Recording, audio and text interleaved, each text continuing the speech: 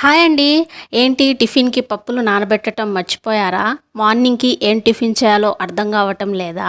Tension ఎందుకు దండగా నేనుండగా. ఎటువంటి టెన్షన్ పడకుండా పప్పులు నానబెట్టకుండా టిఫిన్ క్విక్‌గా ఎలా చేయాలో చూపిస్తాను. ముందుగా ఒక గిన్నెలో 1 కప్పు బియ్యం పిండి, అర కప్పు గోధుమ పిండి, అలాగే హాఫ్ టేబుల్ స్పూన్ వచ్చేసి జీలకర్ర, రుచికి సరిపడా సాల్ట్ వేసేసి ఒకసారి అలా కలిపేసి 2 గ్లాసులు వాటర్ అనేది వేసేసి ఉండలు లేకుండా ఒకసారి మంచిగా మిక్స్ చేసేసుకోండి.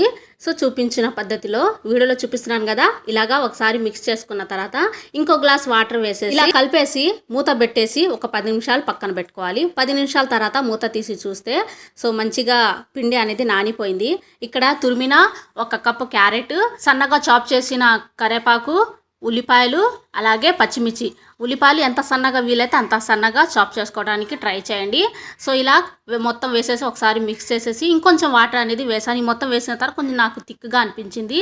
ఈ బ్యాటర్ ఎలా ఉండాలంటే మజ్జిగ లెక్క ఉండాలన్నమాట. మళ్ళీ బ్యాటర్ కలిపిన తర్వాత పెనం పెట్టేసి పెనం బాగా హీట్ ఎక్కిన తర్వాత ఆయిల్ అనేది అప్లై చేసేసి కొంచెం వాటర్ చల్లేసి క్లీన్ చేసేసి ఒక గరిటెడు బ్యాటర్ అనేది పెనం మీద ఇలా వేసేసి ఆయిల్ అనేది అప్లై చేసేసి మంచిగా ఎర్రగా కాలిన తర్వాత తీసేయడమే, అంతేనండి. సో ఇలానే నేను దోశలు మొత్తం వేసేసుకున్నాను. చక్కగా చూపిస్తున్నాను చూడండి. మా వారు పక్కన వచ్చేసి ఇందులో నంచుకోవడానికి మామిడికాయ పచ్చడి అనేది వేసుకున్నారు. ఈ దోశల్లోకి మామిడికాయ పచ్చడి ఉంటే టేస్ట్ బాగుంటుంది, అందుకనే నాకు మామిడికాయ పచ్చడి వేసి ఇవ్వు అని చెప్పేశారు. సరే మీరే వేసుకోండి అని చెప్తే మా వారే వేసుకొని నేను చక్కగా తింటున్నారు చూడండి.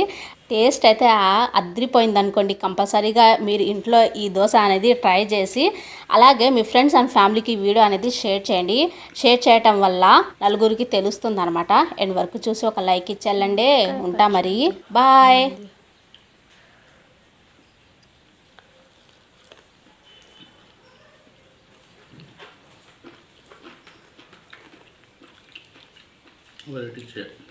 वैरायटी से है करा करा कता है नहीं